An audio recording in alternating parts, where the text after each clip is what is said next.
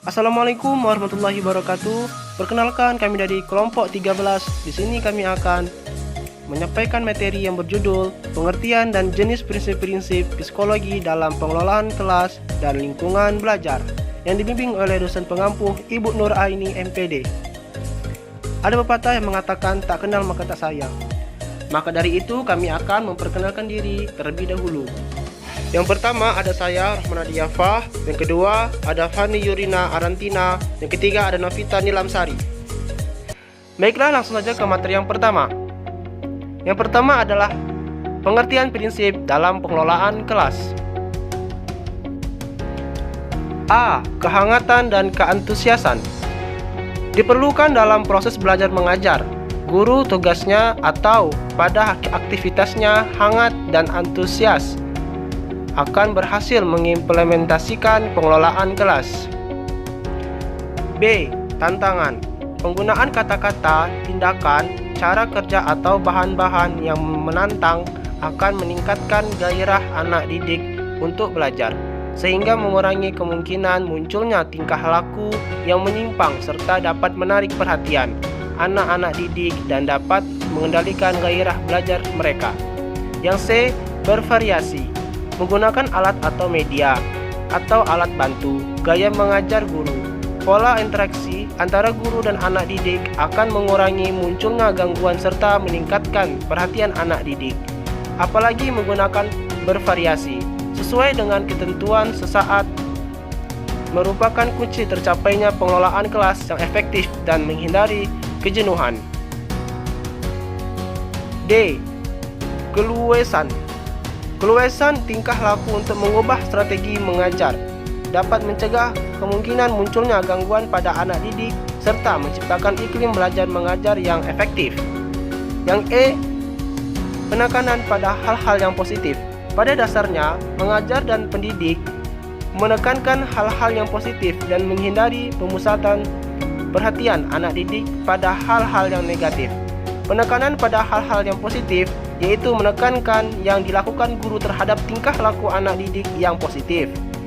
Penekanan tersebut dapat dilakukan dengan memberikan penguatan yang positif dan kesadaran guru untuk menghindari kesalahan yang dapat mengganggu jalan proses interaksi edukatif. Yang F.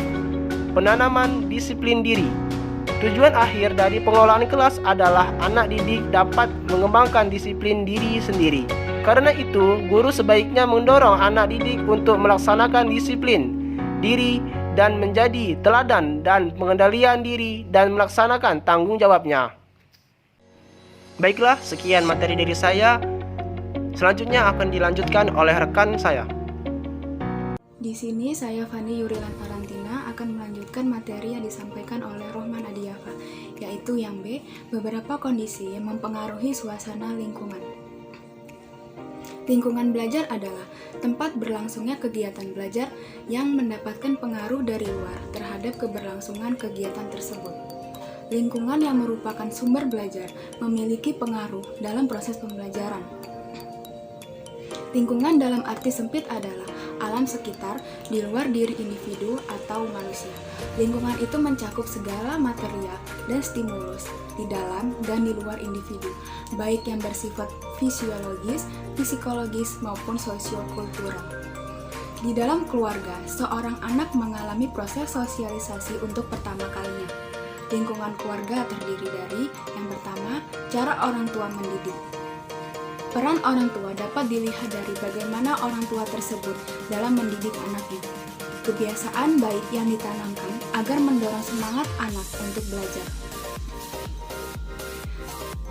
Yang kedua yaitu relasi antara anggota keluarga. Relasi antara anggota keluarga yang terpenting adalah relasi antara anak dengan seluruh anggota keluarga, terutama orang tua dengan anaknya atau anak dengan anggota keluarga lain. Yang ketiga yaitu suasana rumah. Agar rumah menjadi tempat belajar yang baik, maka perlu diciptakan suasana rumah yang tenang dan tentram. Suasana tersebut dapat tercipta apabila dalam keluarga tercipta hubungan yang harmonis antara orang tua dengan anak atau anak dengan anggota keluarga yang lain. Yang keempat yaitu keadaan ekonomi keluarga. Keadaan ekonomi keluarga erat hubungannya dengan belajar anak. Anak yang sedang belajar selain harus terpenuhi kebutuhan pokoknya juga membutuhkan fasilitas belajar. Yang kelima yaitu perhatian dari kedua orang tua. Anak perlu mendapat dorongan dan perhatian dari orang tua. Kadang-kadang anak menjadi lemah semangat, maka orang tua wajib memberi perhatian dan mendorongnya. Membantu sebisa mungkin kesulitan yang dialami anak di sekolah. Lingkungan belajar sebagai faktor eksternal siswa yang mempengaruhi prestasi belajar dapat digolongkan menjadi dua, yaitu sebagai berikut. Yang pertama yaitu lingkungan sosial. Lingkungan sosial di sekolah adalah seluruh warga sekolah, baik itu guru, karyawan, maupun teman sekelas, dan semua dapat mempengaruhi semangat belajar seorang siswa. Lingkungan sosial siswa di rumah antara lain masyarakat, tetangga, juga teman-teman bergaul siswa di rumah yang mempunyai andil cukup besar dalam mempengaruhi belajar siswa. Lingkungan sosial yang dominan dalam mempengaruhi kegiatan belajar siswa adalah orang tua dan keluarga itu sendiri. Yang kedua yaitu lingkungan non-sosial. Lingkungan non-sosial siswa yang berpengaruh terhadap berjalannya diantaranya adalah gedung sekolah dan letaknya, ruang belajar, tempat tinggal, alat-alat belajar, keadaan belajar, dan waktu belajar siswa. Mungkin itu saja yang dapat saya sampaikan. Materi yang selanjutnya akan disampaikan oleh Novita Nilamsari. Baiklah, saya di sini akan melanjutkan materi dari Saudari Fani Gumilan, yaitu kebutuhan sosial yang mempengaruhi suasana lingkungan. Lingkungan berpengaruh dalam pemberian stimulus yang akan diterima individu atau lingkungan akan menimbulkan respon pada individu. Lingkungan berperan di dalam individu dalam menerima stimulus yang datang dari lingkungan. Lingkungan kealaman yang berbeda akan memberikan pengaruh yang berbeda terhadap individu. Lingkungan fisik atau lingkungan kealaman turut menentukan bagaimana proses dan hasil belajar akan dicapai pelajar. Lingkungan fisik juga perlu mendapat perhatian belajar. Dalam kondisi alam yang segar dan bersih selalu lebih efektif daripada sebaliknya. Demikian pula belajar pada pagi hari selalu memberikan hasil yang lebih baik daripada sore hari karena pada pagi hari otak kita lebih fresh. Keadaan alam yang hiruk-pikuk terlalu ramai juga kurang kondusif bagi proses dan pencapaian hasil belajar yang optimal. Sehingga keadaan alam yang baik dan kondusif ikut berperan serta menentukan pengaruhnya dalam optimalisasi belajar. Keadaan alam yang buruk ikut memberikan efek yang buruk terhadap pelajar. Keadaan alam yang baik ikut memberikan pengaruh positif pula bagi pelajar. A. Lingkungan sosial atau lingkungan masyarakat. Lingkungan sosial atau lingkungan masyarakat di dalamnya terdapat interaksi individu satu dengan yang lainnya. Lingkungan sosial atau lingkungan masyarakat dapat dibedakan menjadi dua, yaitu yang pertama lingkungan sosial primer, yaitu lingkungan sosial di mana terdapat hubungan yang erat antara anggota satu dengan yang lainnya. Anggota satu saling kenal mengenal dengan anggota yang lainnya.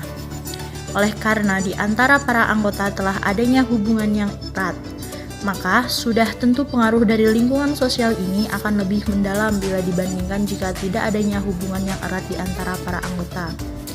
Yang kedua adalah lingkungan sosial sekunder, yaitu lingkungan sosial di mana hubungan anggota satu dengan yang lainnya terbilang longgar. Anggota yang satu dengan yang lainnya tidak saling mengenal, karenanya maka pengaruh dari lingkungan sosial ini maka mendalam bila dibandingkan dengan lingkungan sosial primer. Proses belajar pada hubungan antar siswa yang erat akan memudahkan siswa menerima materi pelajaran yang disampaikan, di mana setiap persoalan dalam belajar akan mudah dipecahkan bersama-sama. Peran dan pengaruh dari lingkungan sosial ini akan lebih mendalam bila dibandingkan tidak adanya hubungan yang erat di antara para siswa. Peran dan pengaruh lingkungan tempat tinggal sangat besar bagi perkembangan tiap individu. Setiap lingkungan memegang peran dan pengaruhnya sendiri-sendiri. Setiap perilaku dan cara berpikir tiap individu pun berbeda-beda, karena setiap lingkungan memberikan peran dan pengaruhnya berbeda pula.